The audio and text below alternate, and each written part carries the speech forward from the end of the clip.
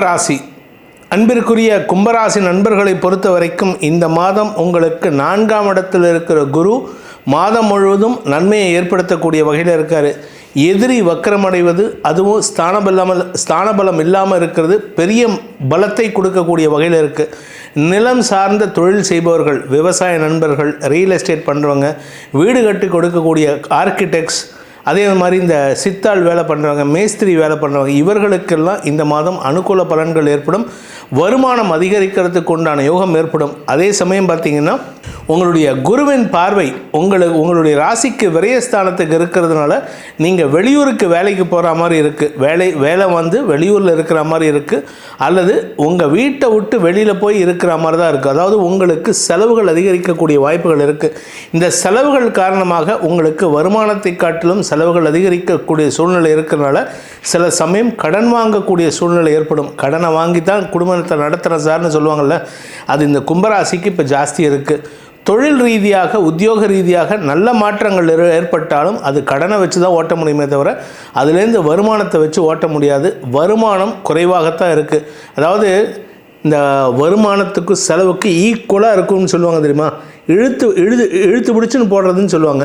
அந்த மாதிரி இழுத்து பிடிச்சுன்னு போகிற மாதிரி தான் இருக்குது. அதே சமயம் பார்த்திங்கன்னா குடும்பம் சார்ந்த விஷயங்களில் 2ஆம் இடத்து ராகு அனாவசியமான பண பிரச்சனையை ஏற்படுத்துகிறாரு. குடும்ப தலைவிகளுக்கு அனாவசியமான வாக்குவாதங்களை ஏற்படுத்தி உங்களுக்கு தேவையில்லாத நிம்மதியற்ற சூழ்நிலை ஏற்படுத்தக்கூடிய வகையில் இருக்கார். இந்த மாதம் அப்படிங்கிறது வந்து, இந்த கார்த்திகை மாதங்கிறது வந்து முதல் 15 நாட்கள், அதாவது நவம்பர் 16லேருந்து டிசம்பர் 1 வரைக்கும் பார்த்திங்கன்னா சுக்கிரன் உங்களுடைய லாபஸ்தானத்தில் இருக்கார். இது வளர்ச்சியை தரக்கூடிய வகையில் இருக்குது. நிலம் சார்ந்த லாபங்கள் ஏற்படும். வீடு மனை சார்ந்த விஷயங்களிலும் நல்ல முன்னேற்றம் ஏற்படும். அதுக்கப்புறம் பார்த்திங்கன்னா குருவின் பார்வையில் விரயஸ்தானத்துக்கு சுக்கிரன் பயிற்சி ஆகிறாரு டிசம்பர் 1ஆம் தேதியிலேருந்து, அதாவது கார்த்திகை 15ஆம் தேதிக்கு மேலே. இதனால் என்ன பலன் அப்படின்னு கேட்டால் உங்களுக்கு செலவுகள் ஏற்படக்கூடிய வாய்ப்புகள் இருக்குது. மறைமுக செலவுகள், உங்களுடைய செலவுகளை வெளியிலையும் சொல்ல முடியாது, யார்கிட்டையும் பகிர்ந்துக்கவும் முடியாது. கடன் கேட்க போனால் கூட எதுக்கு இந்த பணத்தை கடன் வாங்குற அப்படின்னு கேட்டாங்கன்னா உங்களால் ஓப்பனாக பேச முடியாது. ஒன்றா படிப்பு சம்மந்தமாக நீங்கள் போய் கேட்டிங்கன்னா நான் அரியர்ஸ் வச்சுருக்கேன்னு சொல்ல முடியாது, இல்லை நான் அரியர்ஸ் பாஸ் பண்ணிட்டேன் இருந்தாலும் ரீகவுண்டிங் போடுறேன்னு சொல்லி பொய் சொல்லி தான் பணம் வாங்குற மாதிரி இருக்கும். சரி, நீங்கள் உங்கள் வீட்டுக்காக வாங்குறீங்க அப்படின்னா உங்கள் வீட்டில் எல்லாமே இருக்குது, எதுக்கு நீ தேவையில்லாமல் வாங்குற, நீ ஏதோ செலவு பண்ணுற அப்படிம்பாங்க. அதாவது உண்மையை சொல்லி எந்த விஷயத்தையும் கேட்க முடியாது. அப்படிப்பட்ட ஒரு தடுமாற்றமான சூழ்நிலை இருக்குது.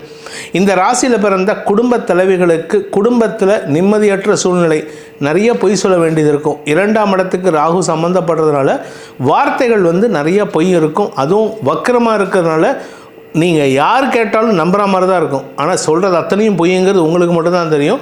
அதனால் கவனமாக பேசுங்க. தாயார்கிட்ட மட்டும் உண்மையை பேசுகிறதுக்கு முயற்சி பண்ணுங்கள்.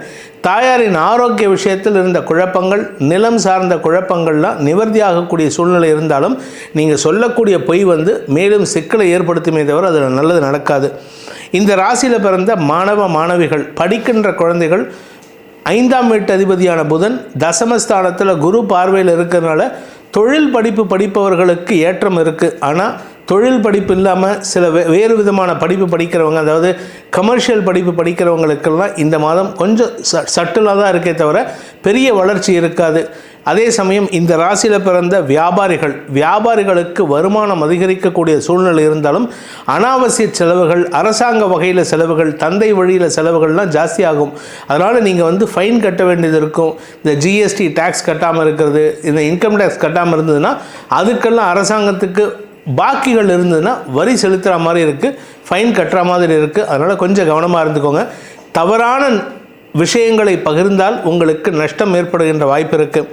இந்த ராசியில் பிறந்த உத்தியோகஸ்தர்கள், அரசாங்கத்திலேயோ இல்லை தனியார் நிறுவனத்திலேயோ வேலை செய்யக்கூடிய நபர்கள், அரசாங்க அதிகாரிகள் வேறு, அரசாங்கத்தில் கீழ்நிலை தொழிலாளர்கள், உத்தியோகஸ்தர்கள், இவர்களுக்கெல்லாம் பார்த்திங்கன்னா உங்களுக்கு உழைப்புக்கேற்ற ஊதியம் கிடைக்காது. உழைப்பை காட்டிலும் செலவுகள் ஜாஸ்தியாக இருக்கும்.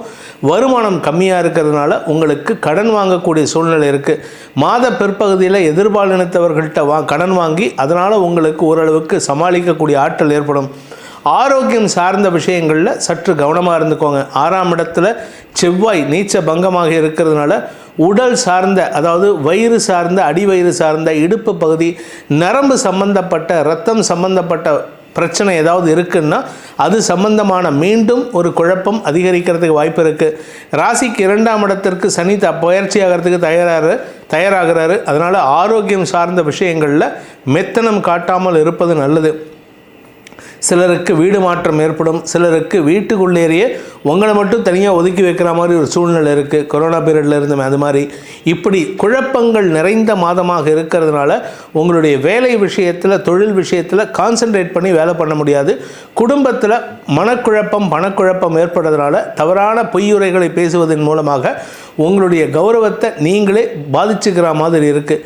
இந்த மாதத்தை பொறுத்த வரைக்கும் தொழில்துறையினராகட்டும் உத்தியோகஸ்தர்களாகட்டும் அரசாங்க உத்தியோகர்கள் அரசு சார்ந்த தொழில் செய்பவர்கள் இவங்க எல்லாருக்குமே அரசாங்க அனுகூலம் ஏற்பட்டாலும் தேவையற்ற அதிகாரிகளின் கோபத்திற்கு ஆளாகக்கூடிய வாய்ப்பு இருக்குது. சில கோபமான வார்த்தைகளை பேசுவதன் மூலமாக உங்களை உணர்ச்சி வைப்பாங்க. இதனால் உங்களுக்கு எதிரிகளை உருவாக்கி கொள்வதற்குண்டான வாய்ப்பை நீங்களே ஏற்படுத்திக்கிறதுக்கு வாய்ப்பு இருக்குது. எதிரிகளால் உங்களுக்கு தடுமாற்றம் ஏற்படுகின்ற மாதமாக இந்த மாதம் இருக்கும். இந்த ராசியில் பிறந்த திருமண வயதினர், அதாவது இளம் ஆண் பெண்கள், உங்களுக்கு தேவையில்லாமல் சில தொடர்புகள் வரும். அவர்களால் உங்களுக்கு மனக்கசப்புகள் வரும்.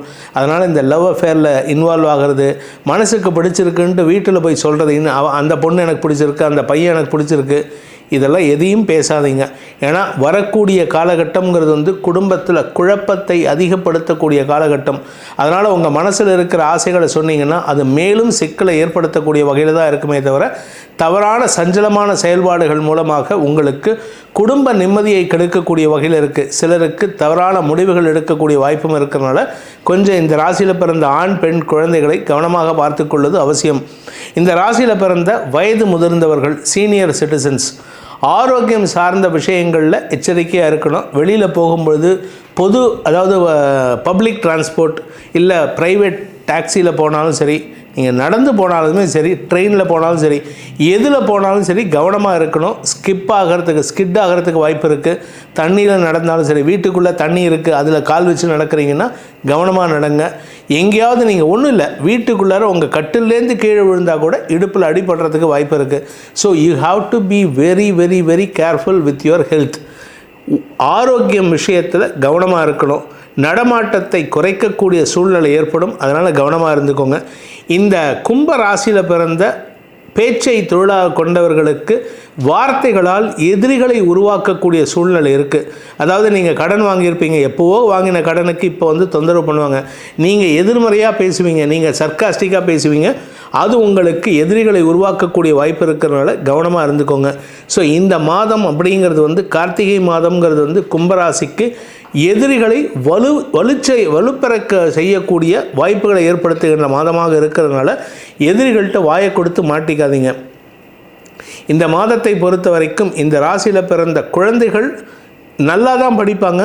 ஆனால் தேவையில்லாமல் எதிர்ப்புகள் வலுத்து கூட படிக்கிற குழந்தைகளே உங்கள்கிட்ட சண்டைக்கு வரத்துக்கு வாய்ப்பு இருக்குது. ஸோ குழந்தைகளாகட்டும் வயதானவர்களாகட்டும் யாராக இருந்தாலும் இந்த மாதத்திற்கு உண்டான பரிகாரம், அதாவது கும்பராசியில் பிறந்தவர்கள் செய்ய வேண்டிய பரிகாரம் அப்படின்னு பார்த்தேன்னா பெருமாளை வணங்க வேண்டும். என்றைக்கு வணங்கணும்? புதன்கிழமை தோறும் வணங்க வேண்டும். ஒவ்வொரு புதன்கிழமையும் காலையில் எழுந்திரிச்சோடனே குளிச்சுட்டு நேராக பெருமாள் கோயிலுக்கு போங்க. 7-7:30 திறந்துடுவாங்க. அங்கே போயிட்டு அங்கே பட்டர் சுவாமிகிட்ட பார்த்துட்டு எனக்கு பெருமாளை பிரார்த்தனை பண்ணணும், எனக்கு பெருமாள்கிட்ட எனக்காக பிரார்த்தனை பண்ணுங்கோ அப்படின்னு சொல்லிவிட்டு அங்கே பெருமாள்கிட்ட பிரார்த்தனை பண்ணுறதை விட அங்கே இருக்கக்கூடிய சக்கரத்தாழ் வர பிரார்த்தனை பண்ணுங்கோ. அந்த இடத்துல 12 பிரதட்சணம் பண்ணணும். இதை செய்வதன் மூலமாக எதிரிகளால் ஏற்படுகின்ற தடைகளை விலக்கி உங்களுக்கு வளர்ச்சியை தரக்கூடிய யோகத்தை அந்த பரந்தாமன் ஏற்படுத்தி கொடுப்பான் என்பதை சொல்லி உங்கள் அனைவருக்கும் நல்வாழ்த்துக்களை தெரிவித்துக்கொண்டு உங்களிடமிருந்து விடைபெறுவது உங்கள் வேத ஜோதிடர் பிரகாஷ் நரசிம்மனின் அன்பான வணக்கங்களுடன். நன்றி, வணக்கம்.